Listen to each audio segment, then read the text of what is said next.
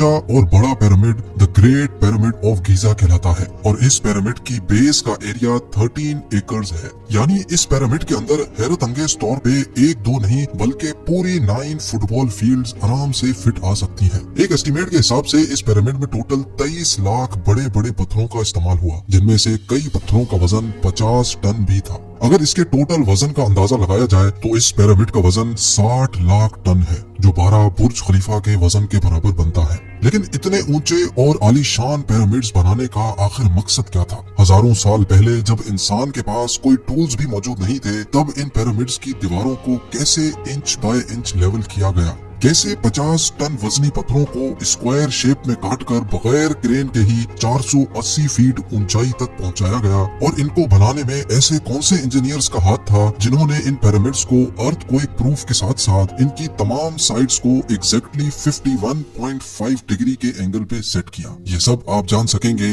आज की इस वीडियो में। तो आइए शुरू करते हैं। Challenge number 1। कई सदियों से मुख्तलिफ रिसर्च टीम्स इस पिरामिड की कंस्ट्रक्शन टेक्निक जानने के लिए सर जोड़कर बैठी थी कि आखिर इस पिरामिड की हर side exactly north, south, east और वेस्ट पे बगैर कंपास के कैसे सेट की गई होंगी। कई एक्सपर्ट्स का मानना है कि उस टाइम के आर्किटेक्ट्स ने सबसे पहले ऐसी जमीन तलाश की होगी जो लाखों टन वजनी पत्थरों का वजन झेल सके। उसके बाद पोलर स्टार्स यानी वो सितारे जिनकी मदद से अर्थ के पोल्स का पता पड़ता है, उनकी मदद से पिरामिड की हर साइड को मार्क किया गया। ना कोई कंपास और ना ही कोई ऑप्टिकल इंस्ट्रूमेंट। सिर्फ इस बेसिक टेक्निक से हजारों साल पहले इस पिरामिड की डायरेक्शन सेट की गई और वो भी 0 एरर्स के साथ। Challenge number 2।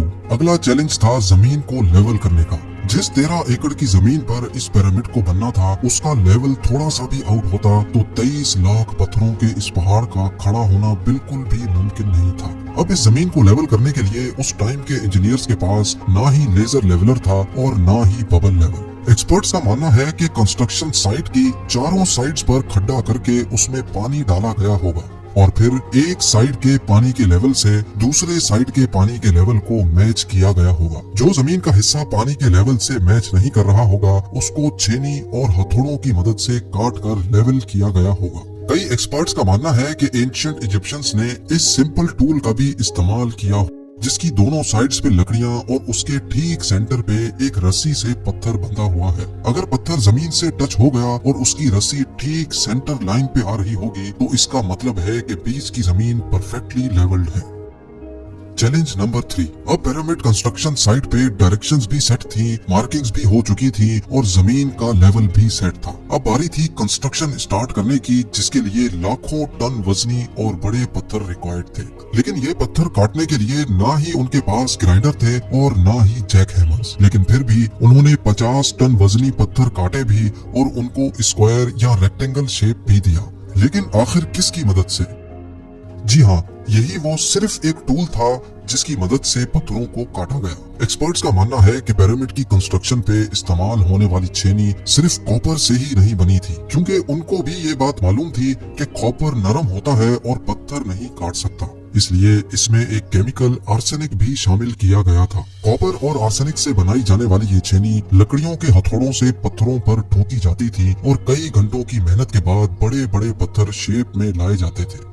Challenge number 4। अब चूंकि ये खास किस्म का पत्थर जिसको आज लाइम स्टोन कहा जाता है, उसकी कटाई पिरामिड कंस्ट्रक्शन साइट गीजा से 250 किलोमीटर दूर टोरा के शहर में हो रही थी। अब मसला था ये पत्थर गीजा तक ट्रांसपोर्ट करने का। हर एक पत्थर 50 टन यानी 50,000 केजी के बराबर था, जो तकरीबन 3 पैसेंजर बस के वजन के बराबर बनता है। और ऐसे 23 लाख पत्थर सिर्फ एक पिरामिड में इस्तेमाल होना थे। इतना ज्यादा वजन ट्रांसपोर्ट करने के लिए ना ही उस दौर में कोई जानवर काम आ सकता था और ना ही उनके पास ट्रक्स मौजूद थे। हत्ता कि अगर आजकल के जदीद दौर में भी ये काम करना पड़े तो ट्रांसपोर्ट कंपनीज को अच्छा खासा टफ टाइम आएगा।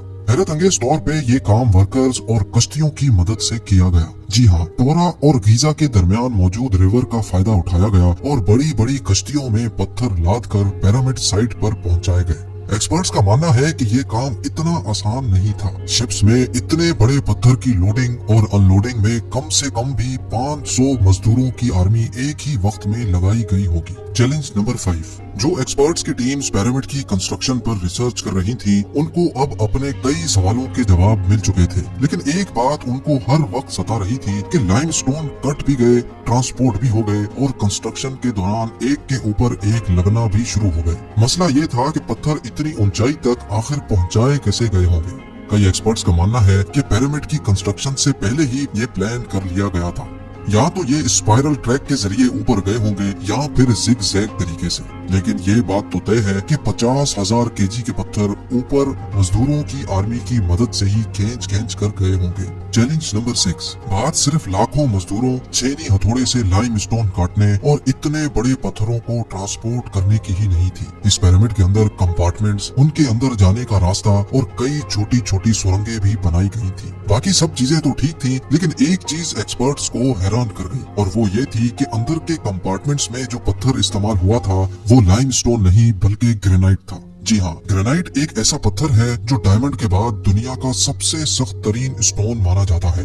आजकल के मॉडर्न दौर में भी ग्रेनाइट बड़े बड़े ग्राइंडर्स की मदद के सिवा काटा ही नहीं जा सकता। दुनिया भर से कई आर्कियोलॉजिकल एक्सपर्ट्स को पिरामिड का विजिट भी करवाया गया, लेकिन किसी को भी इस बात का सुराग नहीं मिला कि 4500 साल पहले इजिप्शियंस ने ग्रेनाइट जैसे ठोस पत्थर को इतनी सफाई से कैसे काटा था। आखिरकार कई सालों के बाद एक्सपर्ट्स ने इस मिस्ट्री को भी सॉल्व कर दिया। इजिप्शियंस ने ग्रेनाइट को इतनी सफाई से एक ऐसे आरे से काटा था जिसके दांत ही नहीं थे। जी हाँ, बगैर दांतों वाले इस आरे के दोनों साइडों पर वजन डालकर इसको ग्रेनाइट पर चलाया जाता था और बीच में बजरी डाली जाती थी। एक्सपर्ट्स का मानना है कि इस तरीके से इतने बड़े पत्थर को काटने में 4 महीनों का वक्त लग जाता था। आखिरकार पिरामिड्स बनाने का मकसद क्या था? इन पिरामिड्स को बनाने में कितने मजदूर एक ही वक्त में काम करते थे? और रोबोटिक कैमरा ने जब पिरामिड के अंदर पत्थर के स्लैब में सुराख किया तो उसके अंदर वो कौन सा मंजर देखा गया जो पिछले 4500 सालों से किसी ने भी नहीं देखा था? ये सब और इससे भी ज्यादा आप जान सकेंगे इस वीडियो के पार्ट 2 में। आप लोगों के प्यार भरे कमेंट्स और लाइक्स का बेहद शुक्रिया। मिलते हैं वीडियो के अगले शानदार पार्ट में।